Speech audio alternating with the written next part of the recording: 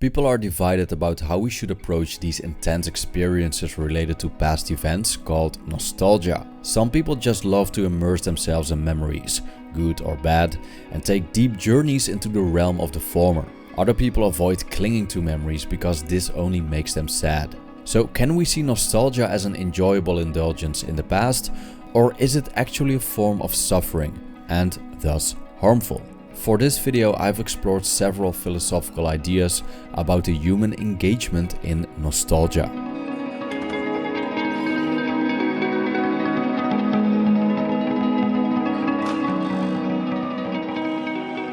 After King Nebuchadnezzar II successfully besieged Jerusalem in 597 BC, the inhabitants of the kingdom of Judah were deported to Babylonia. In the book of the Psalms, we can find an expression of yearning by the Jewish people, and I quote, "By the rivers of Babylon, there we sat down, yeah, we wept, when we remembered Zion."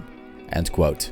This Jewish hymn is an example of the human ability to grieve intensely about the past. Sometimes these grievances are just temporary, and in other cases we see people in an almost perpetual sadness grown from a deep longing for what's already gone. For the Jewish people in exile, this didn't mean that the city of Jerusalem was gone. The city is still here today. They mourned their former presence in Jerusalem.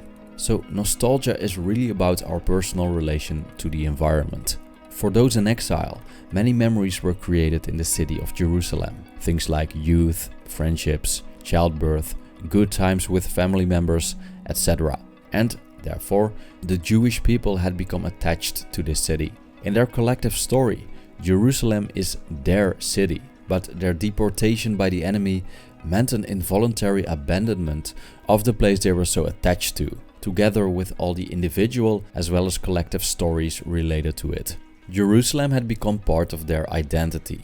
By leaving it behind, they got separated from themselves. How strange this may sound. Nevertheless, the Jewish people started a new phase in their lives. When we enter a new phase in our lives, our brains tend to romanticize the phases before. We hear, see, or smell something that reminds us of those times in the past, like a song, a photo, or perfume, and we feel these weird sensations in our stomach, or suddenly find ourselves in a full-blown emotional ensemble. The weird thing I've noticed about nostalgia is that we are nostalgic about times we were nostalgic about earlier times. When I was 20, I was nostalgic about the times I was 12. When I was 27, I was nostalgic about the times when I was 20. When I was 32, I was nostalgic about the times I was 27, and so forth.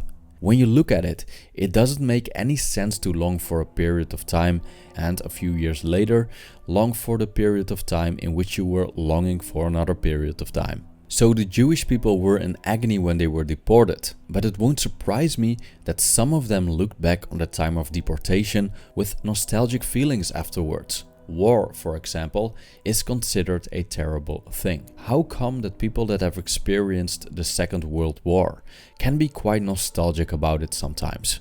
A more contemporary example is quitting a job. When we leave a job we hate, we are full of joy, but after a year or so, we sometimes long back for the pointless conversations at the coffee machine and the stupid jokes from certain coworkers. Our time working there has become nostalgic, and we tend to think, oh, now I realize how great that job actually was. I wouldn't mind working there again. But do we base this statement on facts, or do we base it on emotions evoked by mere memories? The word nostalgia is composed of the Greek words nostos and algos. The word nostos refers to returning home. The word algos refers to sorrows and griefs. According to Google, nostalgia is a sentimental longing or wistful affection for a period in the past. Therefore, the experience of nostalgia is based on memories. The problem with memories is that they aren't the same as reality. They are very subjective constructions of events that are behind us. Fantasies about the realm outside of the present moment that are so beautifully engraved in our minds. I think that relationships are the best example of this. Because why do so many people crave back their exes, even though the relationship or marriage was highly dysfunctional? So when a physically abusing alcoholic spouse dies of, let's say, cancer, years later, the one left behind tends to look back on a marriage and thinks, it's only now I realize how beautiful our marriage actually was. So we could say that the spouse's death was a blessing for the marriage. Appealing to collective nostalgia is an effective political strategy. Many people long for how the country was in the past and wish that those times would come back. So they fall for the promises of politicians to revive those old times. However, the only thing that we can is recreate similar circumstances, but in no way we can bring back the past. The Buddha recommended not to dwell in the past or desire for it. I quote, "The past should not be followed longing after, and the future neither desired nor urged for. What is past, not real anymore, is dead and gone. And the future, not real now, have yet to come." End quote. There's nothing wrong with bringing up past memories sometimes, and in some cases it is even necessary to reflect in order to plan for the future. But clinging to the past is just another form of suffering. We either let negative experiences hurt us over and over again, or we desire moments that simply aren't there anymore and will not return unless we find a way to travel back in time.